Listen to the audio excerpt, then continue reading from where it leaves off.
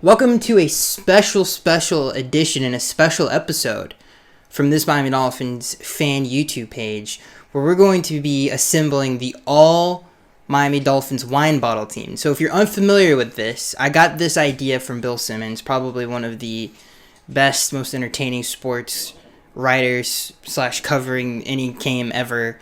And it's a really cool idea where you take a player from a specific season, their apex, their best year, and you put them on one team. Like a wine bottle, like a vintage wine, like this is from 1913. So this is all specific seasons and the apex of all of these players' really career. And you have to reach certain marks to be on this list. One of those marks are you have to be considered a Dolphin. So Joey Porter's not on this list, who had 18 sacks in a year, which is one of the best seasons a Dolphins ever had. He's not on this list because he only was with the team, I think, 2 years. So you have to meet certain criteria. One of the criteria you have to meet, you have to be able to play in today's game. Okay, so I'm assembling a team to play in the 2020 season that gives us the best chance to win.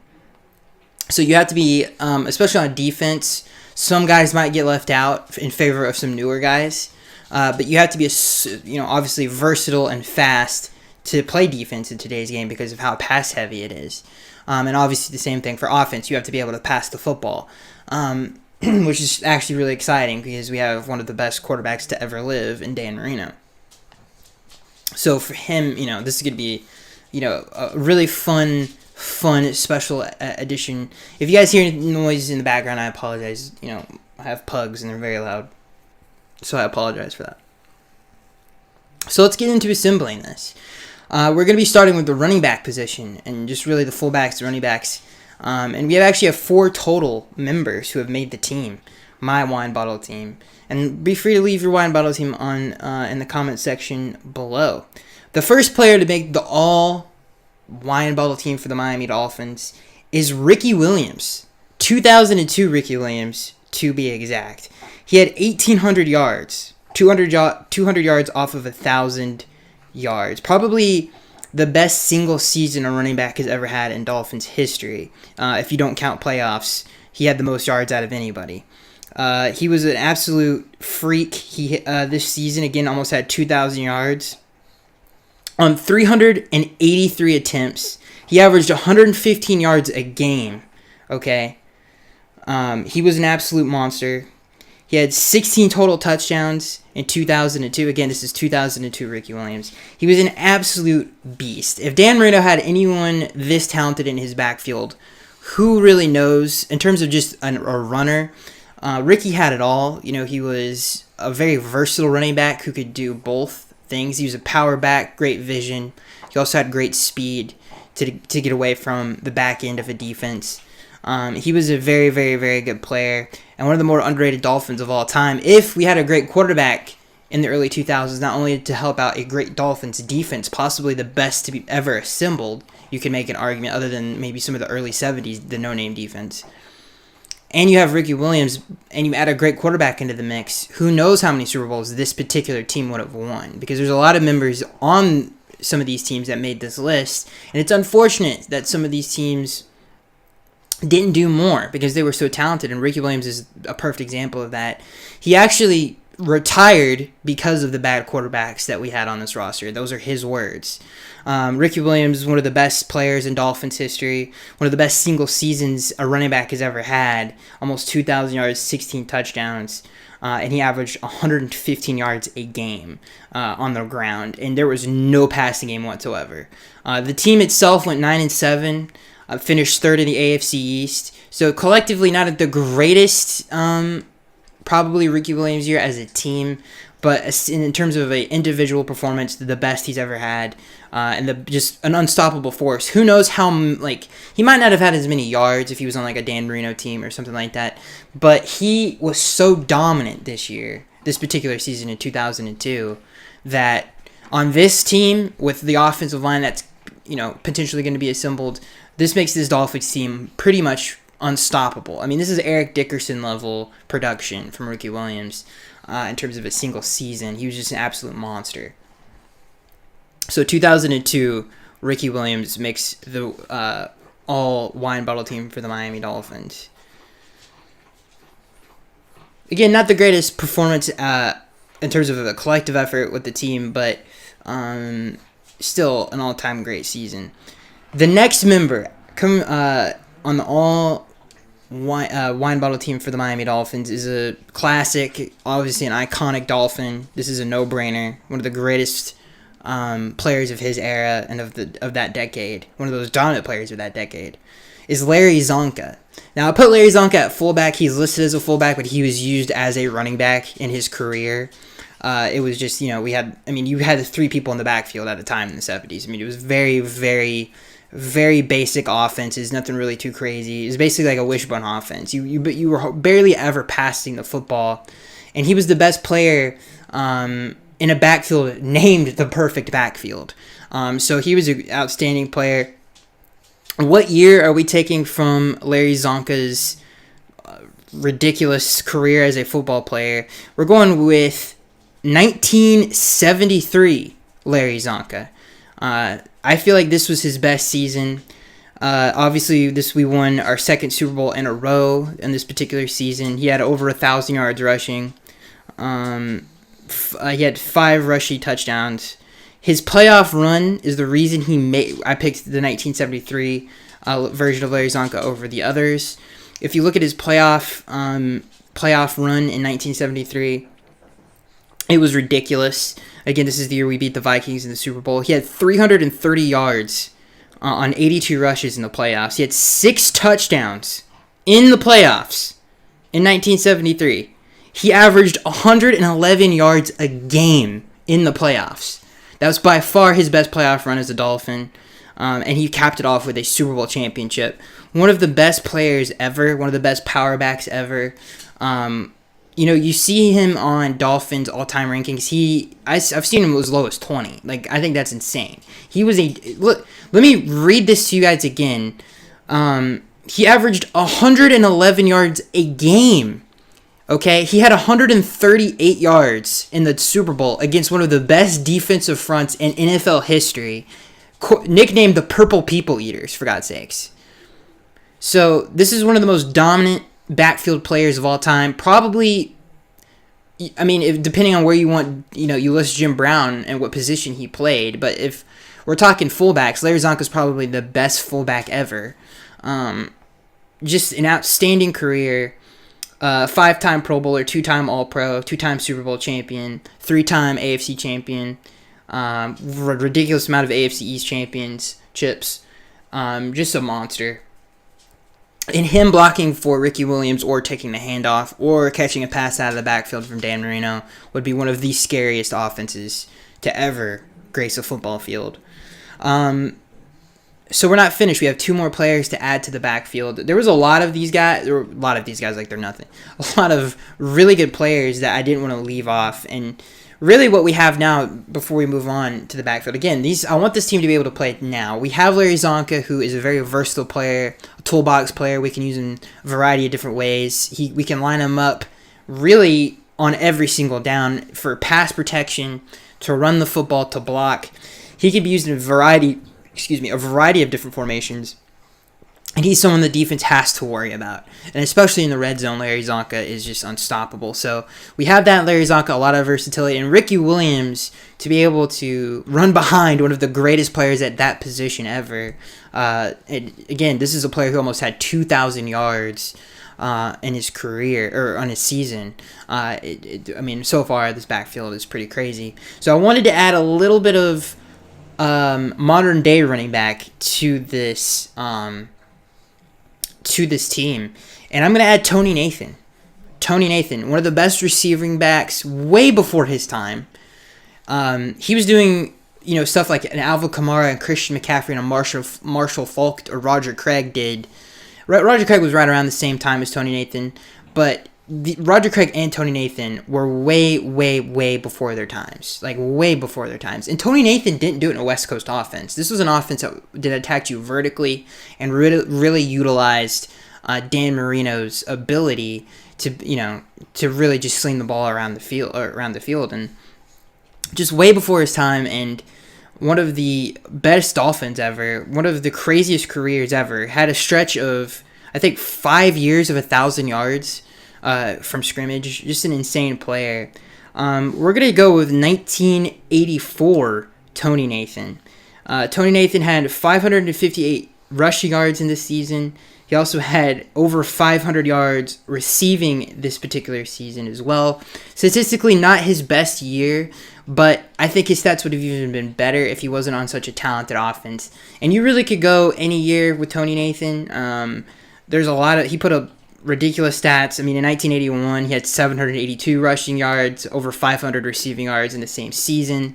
You could go with a lot of different years, but he didn't have the playoff run that he had in 84, obviously, because we made the Super Bowl that particular season. So I'm going with 1984 Tony Nathan, one of the best receiving threats in Dolphins franchise history. Excuse me, I'm getting a little too ahead of myself. He's also top 10 all-time in all-time receiving yards in Miami Dolphins history. First team All-Pro, AFC champion, two-time AFC champion. He went to 2 Super Bowls as a Dolphin, and he was one of the bigger parts of those particular teams, and one of the most underrated Dolphins of all time. So I'm picking 1984 Tony Nathan, and really just gives us a lot of versatility out of the backfield. It gives Dan Marino a target out of the backfield. He can come in a spread offense, a spread look on third down, and really just give huge matchup issues with linebackers and safeties. And if you took a time machine, you took Tony Nathan and Dan Marino, and you fast forwarded all the way to 2020, it would be one of the sickest combos in the league right now. And again, this is a player that's a first-team All-Pro who had almost a 10-year stretch of 1,000 yards from scrimmage. Just way before his time. I mean, if he played today, he would be a Hall of Famer. Ridiculous career for Tony Nathan to do that in the 80s, for God's sakes. A lot of 1984 members will be on this team, like a lot. So it's actually kind of surprising. A lot of the players that were on that offense that had great careers. And the final member of this backfield, we're going to the 72 Dolphins again in the perfect backfield, and we're going to take one more member from that particular team. Again, I wanted to pick players that would fit in today's game, and none would fit better in today's game than Mercury Morris, who had one of the best careers that really didn't get to see an end because of some off-the-field issues that he had, but one of the best Dolphins ever. When you look at his rushing yards throughout his career, he had a great season, or a great career, especially for someone who didn't get all of the carries. But I'm going to go with 1972 Mercury Morris. Actually, no, we're going 1973, excuse me. 1973 Mercury Morris, who had his best playoff run of his career. He had 226 rushing yards in the playoffs that year on 45 carries. He had 1 touchdown. He averaged 75 yards a game in the same year that Larry Zonka averaged 111. Okay, so think about that. That's pretty crazy. That's crazy production you're getting out of your backfield. And he capped it off with a Super Bowl championship against the Minnesota Vikings. Not only could Mercury Morris affect the game in the backfield, but he was also a great special teams player as well. Just an electric player who could give you a lot. He had 3 kick returns for touchdowns in his career. He had over almost 3,000 yards on special teams. Just could do it all and could do a lot for this particular team in 2020. If we took a time machine and brought Mercury Morris, not only could he take kickoffs, but he could be a really great change of pace back in this backfield. And I really wanted to load the backfield up. If you haven't been keeping count, we have Ricky Williams, Mercury Morris, Larry Zonka, and Tony Nathan in the backfield, because the offensive line that this team is going to have is absolutely ridiculous, and I really wanted to load the backfield up and give Dan Marino just a ridiculous amount of weapons. And again, Mercury Morris can affect special teams, and he was an electric runner. He was obviously the opposite of Larry Zonka. He was more of an elusive back, more of a speed back, who had great open field moves. If you've ever, I mean, obviously I wasn't alive then to see him play, but if you ever see highlights of him, he's got the spin, he's got the juke, he's got everything in his arsenal. So yeah, that's the backfield for the wine bottle team. Just to run through it again, you have 2002 Ricky Williams, 1973 Larry Zonka, 1973 Mercury Morris, and 1984 Tony Nathan. And the common theme, other than Ricky Williams, unfortunately, is all three of those players had great playoff runs that year to help us either get to a Super Bowl or win the Super Bowl. And Larry Zonka had one of the best playoff runs ever with 111 yards a game in the playoffs that year. Just an absolute monster. So, yeah, that's your backfield. That's your Miami Dolphins backfield for the all-wine bottle team. All right, next positional group on the wine bottle team. Probably the best positional group on the team, which is the offensive line. Just a ridiculous amount of talent, especially on the interior. I would put this offensive line up against anybody, especially if all of these guys were in their prime. So let's start with the more modern day player, and we're going to go with Jake Long for the Dolphins, starting at tackle. Could play him at right or left, doesn't really matter. 6'7", first team All-Pro, 4-time Pro Bowler. Had one of the best stretches a tackle has ever had in Dolphins history from 2008 to 2011. He was also obviously a first team All-Pro in 2010. His best team success year was obviously in 2008. He made the All-Rookie team that year. We obviously went to the playoffs, won the division. That was obviously the famous Wildcat team. I'm not going to go with that Jake Long, though. I'm going to go with 2010 Jake Long, where he was a first team All-Pro. Again, one of the weirdest careers out of anybody on this list by far. Really just dropped off the face of the earth. Obviously had dealt with a lot of injuries. He started all 16 games for 3 years straight. His first 3 years in the league, and they were all outstanding seasons. After the 2011 season, which is where his prime ended, it just fell off the cliff. He was in contention for the best tackle in the league at the time. I think in 2010 he actually unseated Joe Thomas, which he did actually. He did unseat to grab a first-team All-Pro, which is insane because Joe Thomas was by far the best tackle of his generation.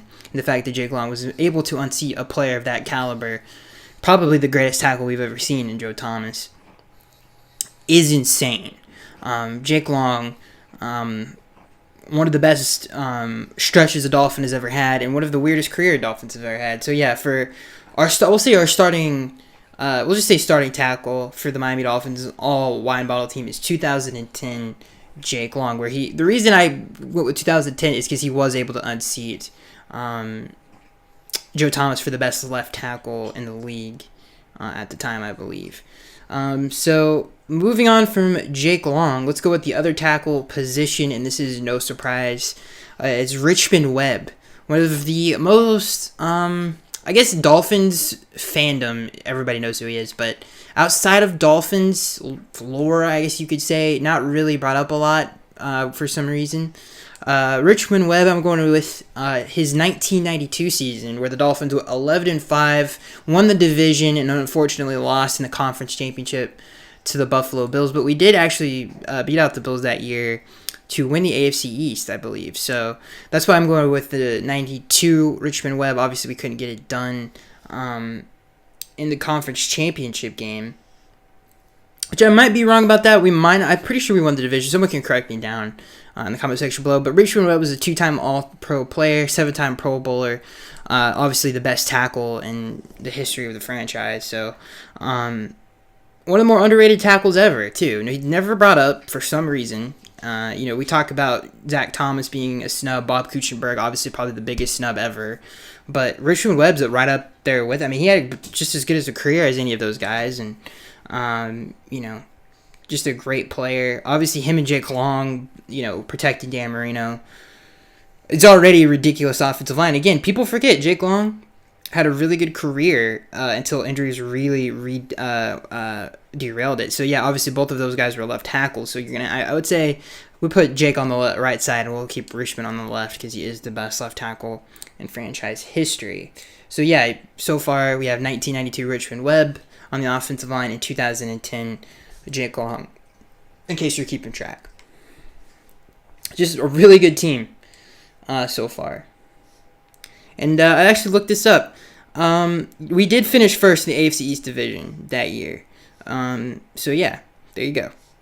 I would love to see the division standings, but we're obviously got to keep the show going. Obviously, we lost the conference championship to the Buffalo Bills that year, in case you're wondering.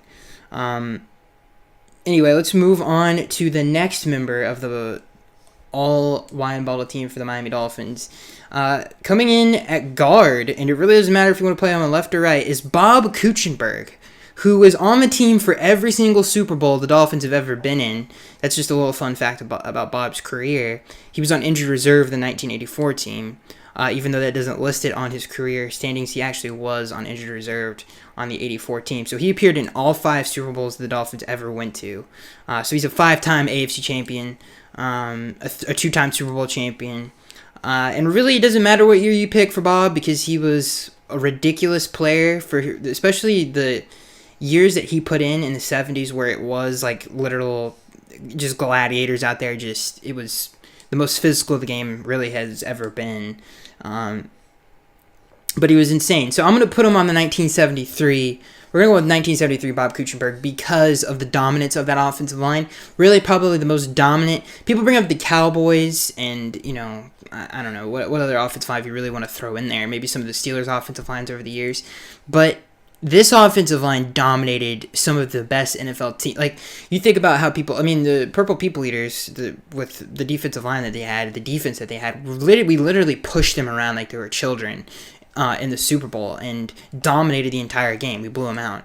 And Bob Kuechenberg, if you think about the Hall of Famers that were on that offensive line, you think about Bob, you think about Larry Little, and the interior of that offensive line together, and they were just pushing people around. So I'm going to keep that team together, and I'm going to say we're going to go with 1973 Bob Kuechenberg. One of the best players of his era. He started 192 games. He barely ever missed a game.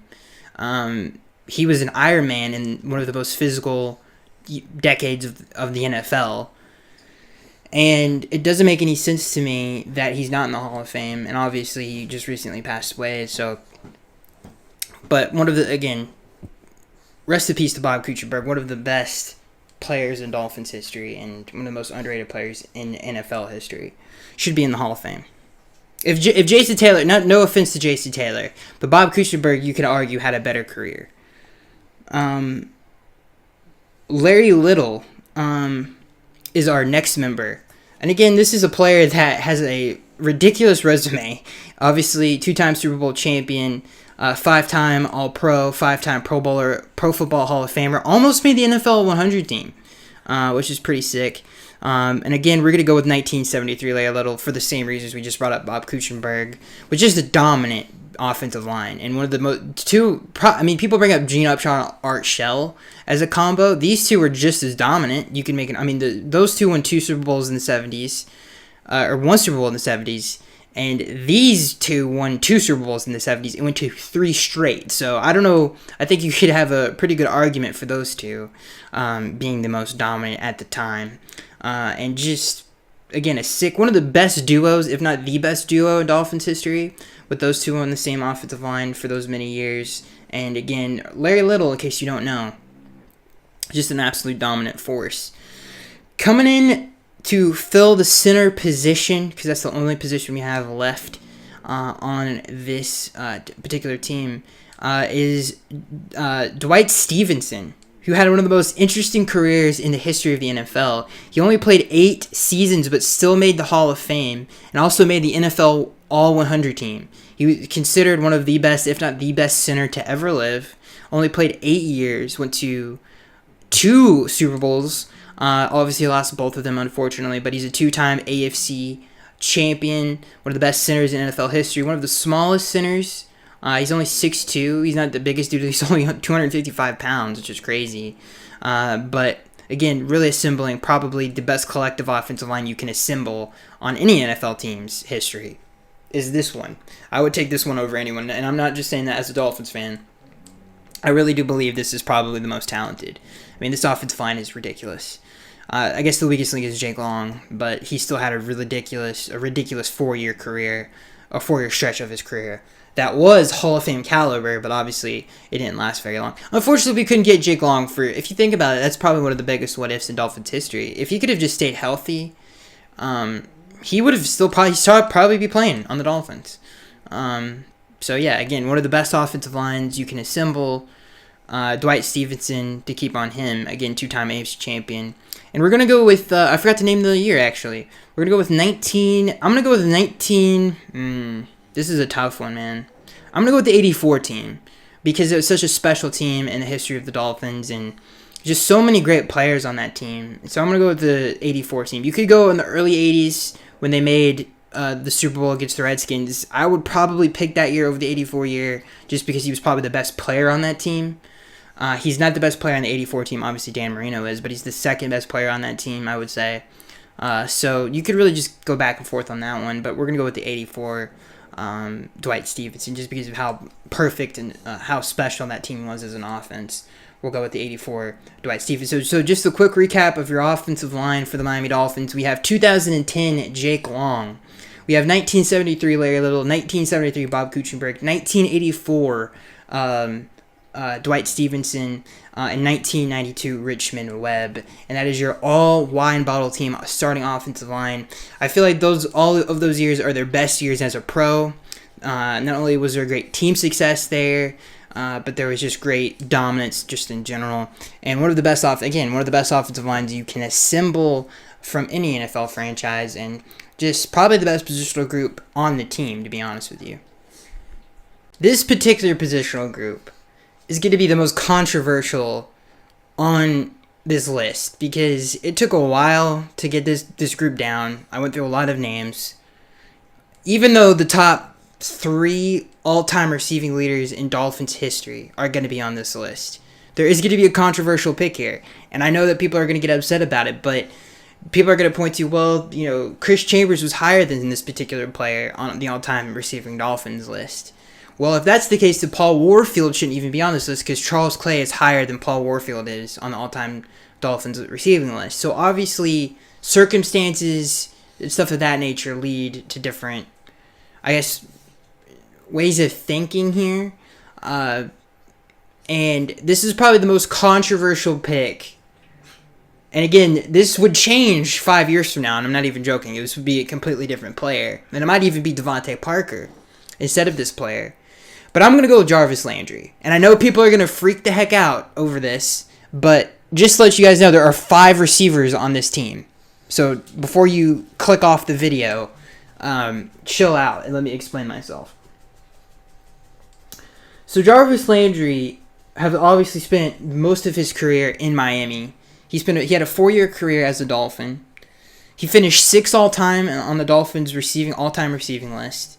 He broke the record for most catches in a player's first 4 years of his career when he came into the league, and I think that record got broken by Michael Thomas. One of the best run-after-the-catch receivers in the history of the franchise. One of the best, draft picks of the last 15 years. Just a great all-around player. And again, this team has to play in today's game. And I feel like Jarvis Landry is really the Wes Welker of this team, who just catches a ton of passes. He's great after the catch, can make people miss in the open field, especially in the middle of the field. Can really just work the middle of the field great. And I think you'd get his best production if you had a better starting quarterback, especially one who's one of the greatest to ever walk the earth. So in terms of talent and what he was able to do in his short time in Miami, this is a player that spent 4 years as a Dolphin and finished 6th all-time on the all-time receiving list. Okay? He had more 1,000-yard receiving seasons than Chris Chambers had, okay, in his short stint as a Dolphin.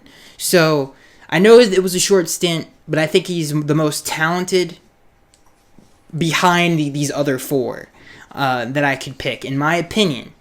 Now, I know some other people are going to freak out, but what he brings to the table in terms of run-after-the-catch ability, his hands, his one-on-one winnability, I have to go with Jarvis Landry. And I know some people are going to get upset about that, but you think about some of the plays he made in his 4 years here, I just don't think it gets much better than that. I think the thing that Chris Chambers had on him because I was getting an argument, it was either going to be Chris Chambers or Jarvis Landry, was his, I guess, longer career as a Dolphin. But both players went on to play for different teams.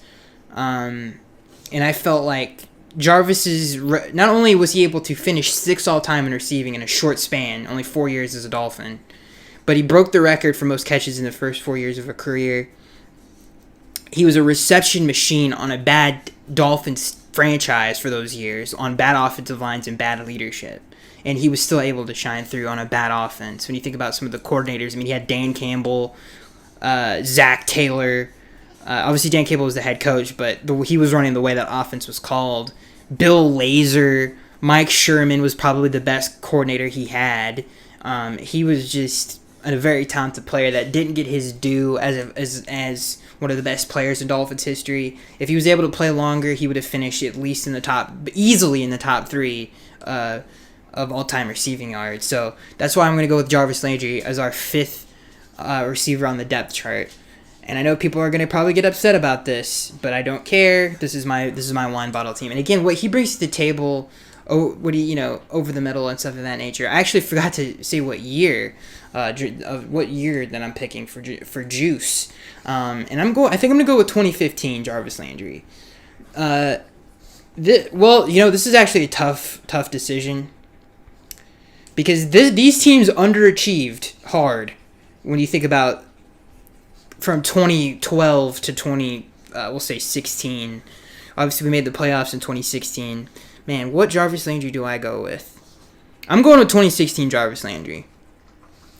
Had over 1,000 yards this year. We went 10-6, finished second in the division, went to the playoffs. He was still very productive when Ryan Tannehill went down. He was a big part of the reason we made the playoffs. His blocking ability for Jay Ajayi that year was huge. Some of the run after the catch, third down catches, the catch he made against the Bills at home to really help us win that game. Just so many big plays he made that year. He had over 100. He had 94 catches that season, over 1,000 yards. 4 touchdowns. Not his best touchdown year. His catch percentage was the best of his career, with a 71% catch percentage. Was an absolute monster. Adam Gase was really able to use him in a variety of different ways. He also had a big touchdown. I'm mixing up my seasons, excuse me. But I'm going to 2016 Jarvis Landry, just because of his contributions in the blocking game to really help our rushing attack, and his ability in some of the big third down plays he made that year to help us get to the playoffs and lead our team to a 10-6 record. And he was the go-to guy on the team. He had the most production. He was the go-to guy on the team, best receiver on the team. So I'm going with Jarvis Landry as our 5th receiver on the depth chart. 2016 Jarvis Landry. It was really hard to pick what year, but I'm definitely going to 2016 because of the team's success and what he was able to contribute to that team. And his game against the Jets on Saturday night was insane. One of the best primetime Dolphins games ever. Okay, so coming in at 4 on the depth chart, and really I don't want to rank these guys. These are just the guys that I put on. This was a very tough list to make. The receivers list was. Very tough. Very, very difficult. But one of the best players in Dolphins history, one of the most underrated players of his era, I'm going with Nat Moore.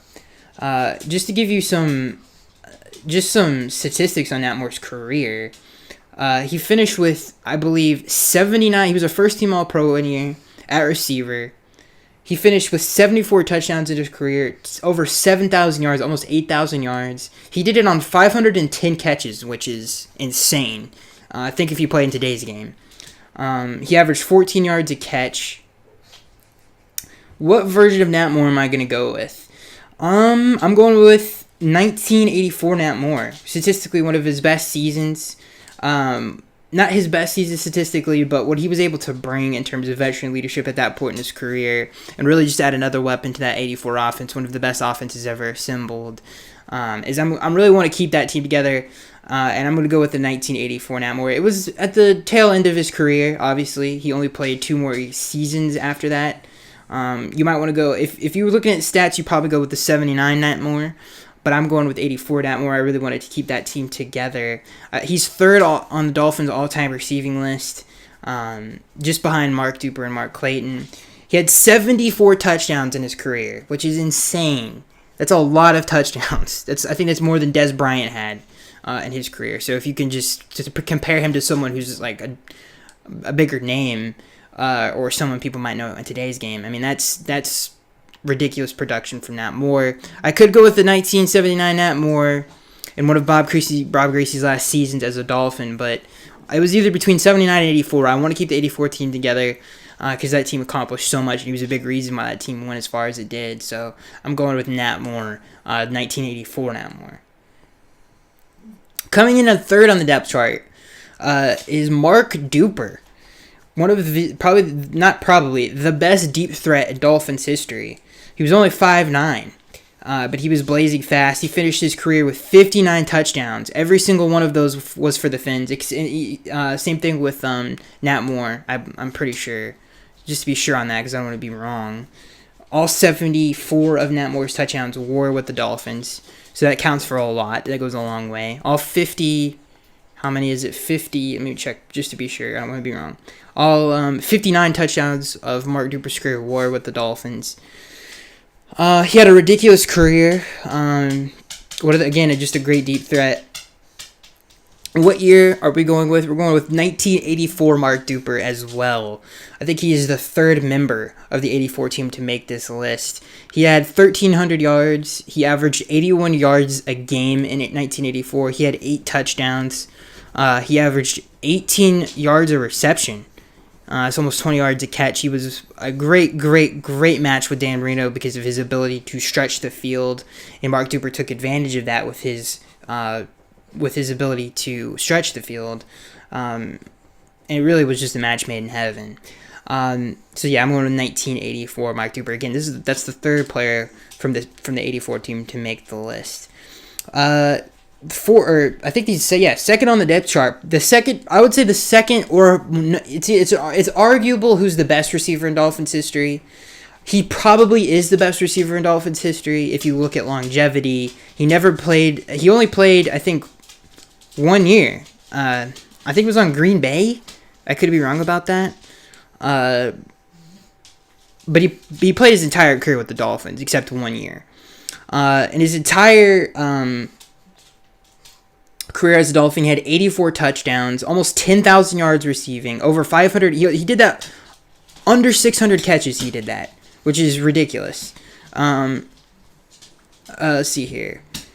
What year are we going with? Obviously, it's a no-brainer. We're going with his 1984 season. Just a special... Listen, we just named 3 receivers on the same team that had ridiculous years this year. Both the starting Mark Duper and Mark Clayton had over 1,300 yards, over 1,300 yards in the same season. But Mark Clayton was able to cap it off with 18 touchdowns in this particular year. I'm going with 1984 Mark Clayton, the fourth member of the 1984 team to make the list. An absolute monster. He did it on 73 catches. He averaged 19 yards a catch. He averaged 92 yards a game and had one heck of a playoff run as well. Let me get you those stats really quick. I think I lost the stats, but here, just to give you some more stats, he was a 5-time Pro Bowler. I'm surprised he didn't make a first-team All-Pro in 1984. That's kind of crazy, the fact that he had 18 touchdowns. Here's his playoff numbers. In 1984, he had 262 receiving yards, 15 catches, 2 touchdowns. He averaged 17 yards a catch in the playoffs and 87 receiving yards a game in the 1984 playoffs to win the AFC Championship against the Pittsburgh Steelers. This was an absolute monster. And again, I think the fourth member from the 84 team to make the list. And last but certainly not least, the most impactful receiver in Dolphins history, I would say. Probably the best receiver in Dolphins history. I'm going with Paul Warfield, okay? One of the best receivers in the history of the league. Had 80... Let me get this right. Let's start with this. He was a 2-time first-team All-Pro, 8-time Pro Bowler, 2-time Super Bowl champ, all with the Dolphins, 3-time AFC champion. Won an NFL championship, by the way, I think with the Cleveland Browns. He had 85 career touchdowns, which is crazy. On 400 catches. Almost 10,000 yards on 400 catches. That is crazy. I'm going with 19. I think I'm going to go with...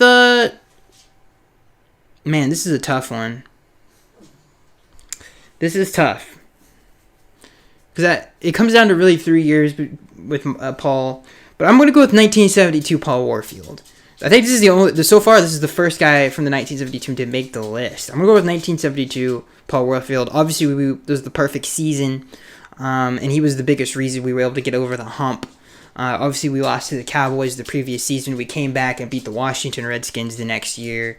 And he was the deep threat on that team. He had 3 touchdowns that season. See, this is tough, man. I could go with the 73 Paul Warfield, who had 11 touchdowns. This is a tough one. I might talk myself out of this. I'm going to go with 1973 Paul Warfield. You know, his addition to the team could not be overstated enough. He was really probably the biggest reason we won 3 Super Bowl, or not 3. We went to back Super Bowls, won 2 of them. 3 AFC championships in a row. And I'm going to go with 1973 Paul Warfield. He had more touchdowns in 1973 at 11-3.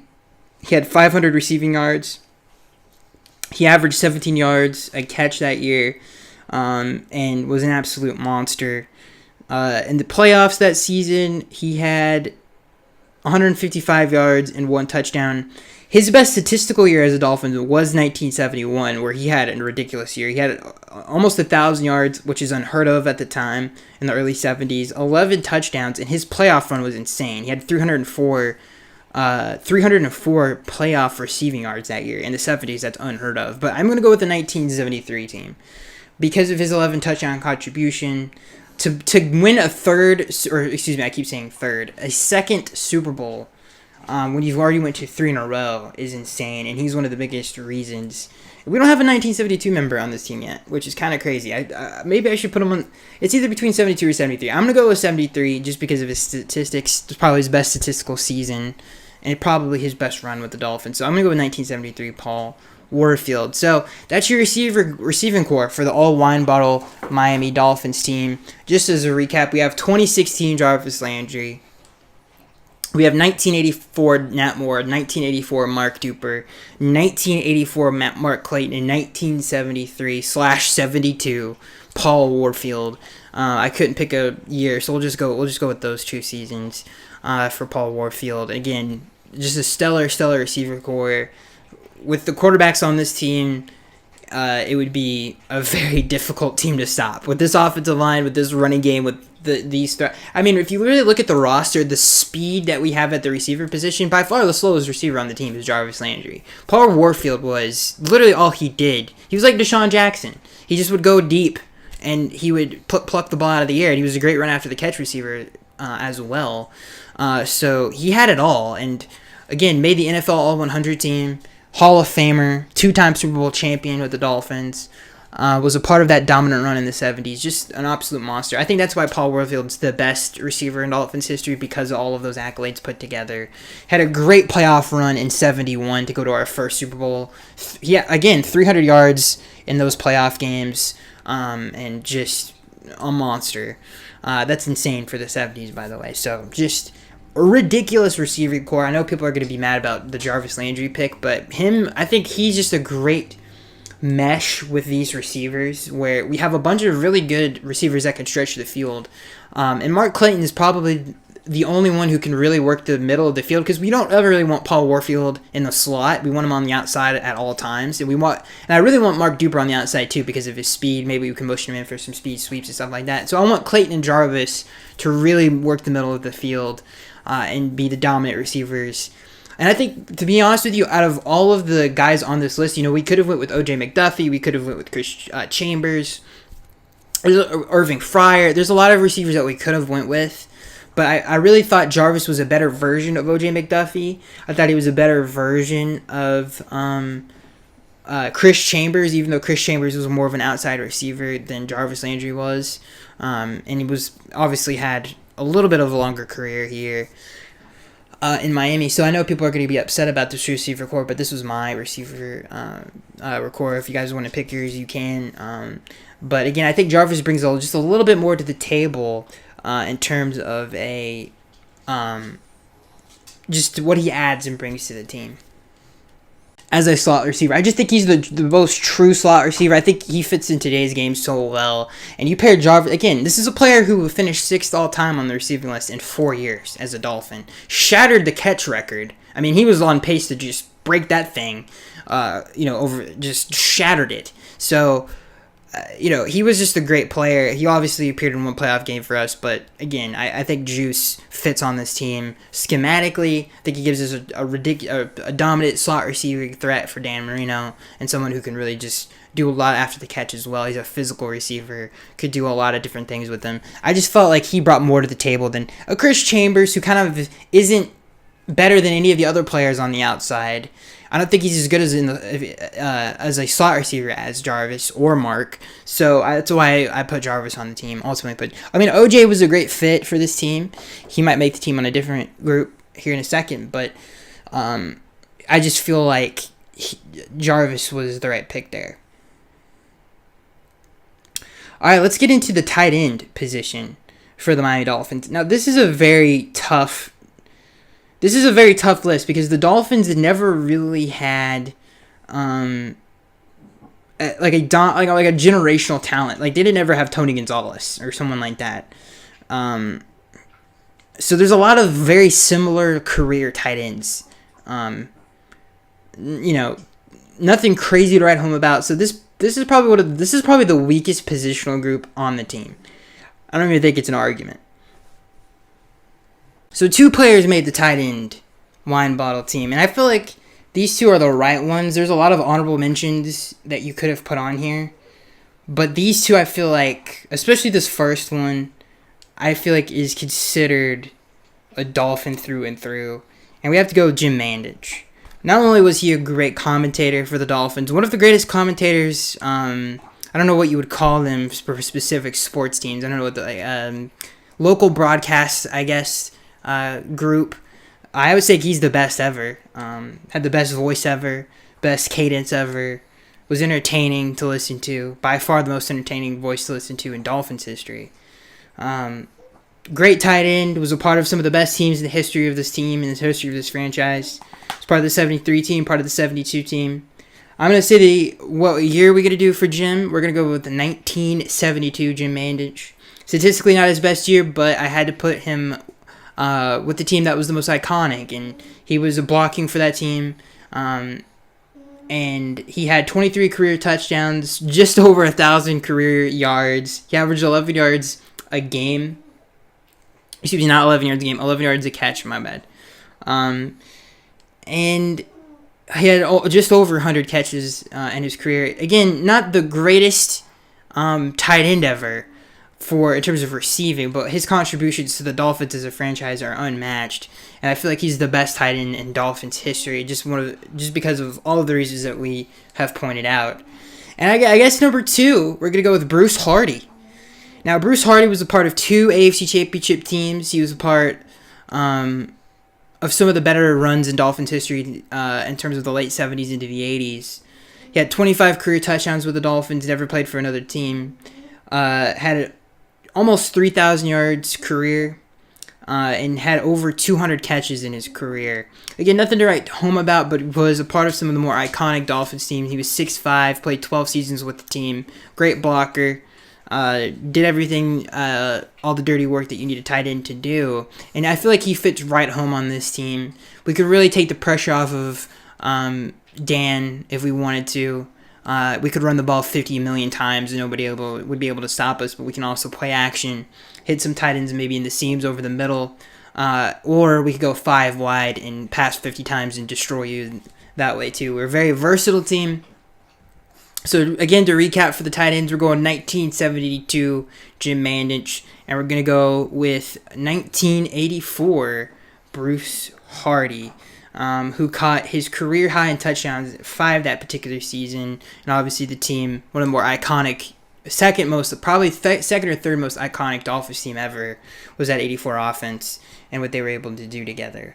So we'll put him on the 84 team. Now, last but not least, and that's actually the final positional group for the offense. Obviously, I'm not going to be able to do all of the entire team, which we will finish on the next episode.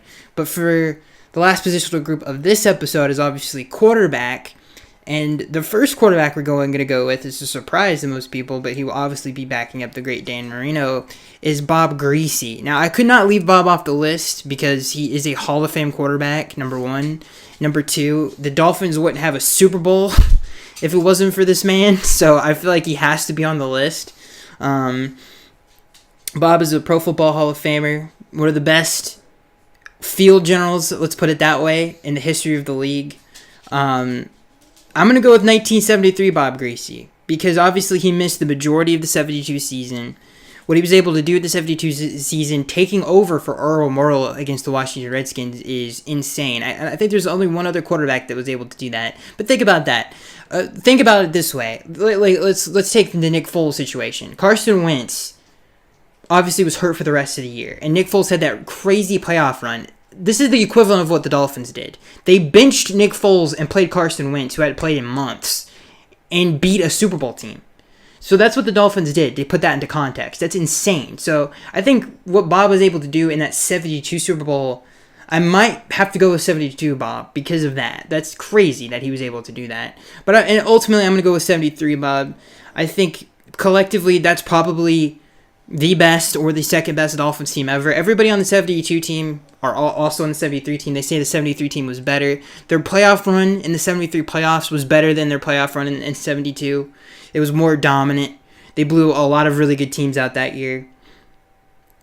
So you could argue which team is actually better, but obviously the 72 team is the best team in Dolphins history because of what it accomplished. But I'm going to go with 73 Bob Greasy. This was a tough one, like I said. What he was able to do in 72 when he broke his leg and then came back in the Super Bowl to beat a Washington Redskins team like he hadn't missed the entire season is very impressive. Like I said, that would be if Nick Foles, it'd be like if they benched Nick Foles right before they played the Patriots and started Carson Wentz. I mean, that's insane. I think that's got to be the only time that's happened in Super Bowl history. Someone can tell me if I'm wrong about that, but that is an insane thing that people forget about that Bob did. And in 1973, his yards were some of the best he's ever had. He had 17 touchdowns in 73. He had a really good playoff run that year, blowing out every team that just straight up laser beamed every single team that they played that year. That included the Raiders, obviously the Vikings, the Purple People Eaters of the 70s. Those two teams were obviously iconic in terms of their dominance at the time, but they were just pretty much roadkill for that 73 football team. So I'm going to go with 73 Bob Greasy on the all-wine bottle team for the 21st century. In case Dan gets hurt, Bob can come in and really just guide the ship. He's not going to do anything crazy. He did have a 6-touchdown career game against the Cardinals. I think it was on Thanksgiving. So he has had dominant performances, but when he's not Dan Marino. So, but Bob definitely deserves to be on the team, and we're definitely he's a Hall of Fame quarterback, is a part of the most iconic team in Dolphins history. Have to put him on the football team. And last but certainly not least, and I wanted to save the most obvious one for last, is Dan Marino, the best player in the franchise's history, one of the best players ever in the NFL history. Obviously made the NFL All 100 team. Would destroy any team if any other team played this offense. No defense would be able to stop this offense with the ability to run the football, to hit running backs out of the backfield. We have all-around tight ends on this team. Our offensive line is probably the best in the history of the league ever assembled. And Dan we're definitely going to give the keys to the car to Dan, and he's just going to shred anybody in his way. Of course, we're going to have to go with 1984 Dan Marino, probably the most dominant season a football player has ever really had, considering the rules at the time and what that really allows you to do. I believe it was the first 5,000-yard passing season a quarterback has ever had, 48 touchdowns, an insane playoff run where he beat his hometown Steelers in the AFC Championship game. Unfortunately, fell to the great San Francisco 49ers in the Super Bowl, but one of the most dominant years a quarterback has ever had. Definitely top 5. One of the best, starts to a career ever. And again, one of the more dominant runs we've ever seen. The first 5,000-yard quarterback in the 80s, in the early 80s, it's just insane. He had a 64 completion percentage, and he literally was. It was like we took a team from now, went back and like said, go ahead, play in the 80s, see how it works out, and that's what you get with the 84 team. Is just a unicorn of a team that didn't exist. No one could even copy it. No one could even copy it until really the late 90s to early 2000s with the Greatest Show on Turf. That was the closest thing to that team in terms of that gap. The Bill Walsh 49ers, they did pass the ball, but not like that team. You know, they were a more balanced football team, and they did a lot of under center stuff. This team was in the shotgun a lot, you know, especially for the 80s, like a lot. They went 3 wide a lot. And you really, all you saw at the time was 2 wide receiver sets. This team had 3 receivers. They had Nat, I don't know, I said Matt. Nat, Mark, and the 2 Marks brothers, Mark, and Matt and Nat, on the team on the field at the same time. I mean, if you watch that Bears game, that's not obviously 84, but that was in the 80s. You know, it was a lot of 3 wide receiver sets, and that's unheard of. Like I said, you really didn't get to see that until the Greatest Show on Turf in the late 90s, early 2000s. Really the early 2000s. We really didn't see that again until then, which is crazy. So again, it was a unicorn of a team. I think this is the 5th or 6th member of the team to make the list, which is ridiculous. And one of the best offenses ever. 2 1,000-yard receivers. Obviously had Nat Moore also on that team. Tony Nathan coming out of the backfield catching passes, and you had Dan Marino dealing. So yeah, we're going with 1984 Dan Marino, his best year as a Dolphin, AFC champion that year, 48 touchdowns, over 5,000 yards, insane in that era. I don't understand. I don't think you guys fully can grasp how crazy that is. Like I again, really didn't get it really was if we took a team now and sent it back in time. You know, Dan was like Peyton Manning. If Peyton had the arm of Aaron Rodgers, like that's how great Dan was, and it sucks that he's forgotten about. I feel like a lot of the times now. I guess that's just how the times go. But just for a recap, we have 1972/73 Bob Greasy, because I can't decide, because what Bob did in 72 is unheard of. And then we're gonna go with 1984 Danny Marino. To really just distribute the football on this outstanding football team that is really unmatched, in my opinion. I would put this team up against any other team. I mean, this team would just crush. The offensive line, you have one of the most dominant quarterbacks ever to live. You have a great running back cast. When I say great running back cast, I mean a Hall of Fame level running back cast of characters. And Ricky won't have to be worried about being run into the ground like a pencil until there's nothing left, because he's going to have a lot taken off his shoulders with Dan Marino. And Dan Marino is definitely going to be happy with Bob Kuchenberg and Larry Little and Richmond Webb and some of the great players that he has blocking for him, not to mention he can turn around and hand the ball off to a freak of nature in Ricky Williams and Zonka, and he's got Mercury and Morris, and he has Tony Nathan to throw to out of the backfield. I really do feel like this offense really fits today's game. It's got a lot of versatility, a lot of speed. It can go 3 wide, 5 wide. You can go I form. You could do really anything you really would, any formation you can guess. You could go wishbone if you wanted to. You could do anything you wanted with this offense. You could bunch them up. You could run some RPOs with them. You could do anything you really wanted with this offense. It's very versatile. Dan throwing to Jarvis over the middle. Mark, Duper, Clayton. You got Paul Warfield on the outside. He can throw deep balls too. He's a bigger 6'2" receiver who can stretch the field. I mean, this team is stacked to the gills. And it's got championship valor, the will to. I mean, everything. You got everything. Not to mention you got Coach Shula on the sidelines, coaching this team. This team is insane. I'm really enjoying this series. Obviously, there's only gonna be one more episode to this particular. It might be a shorter episode. We'll have to see. It might be just as long. I don't know. But I'm really happy with my offense. Just to recap, we have this. I might actually get it all in there in a minute. There's a lot of players, but we have 1984 Dan Marino, 1984 Mike Duper, 1984 Mark Clayton, 1984 Nat Moore, 1973 Paul Warfield, 2002 Ricky Williams, 1973 Larry Zonka, 1973 Mercury Moore /72. Just a ridiculous team. And I hope you guys enjoyed I Am Skags 1383. I hope you guys watched this episode. I hope you guys are looking forward to the defense, because there's some ridiculous players on the defense as well. And I will see you guys in the next episode.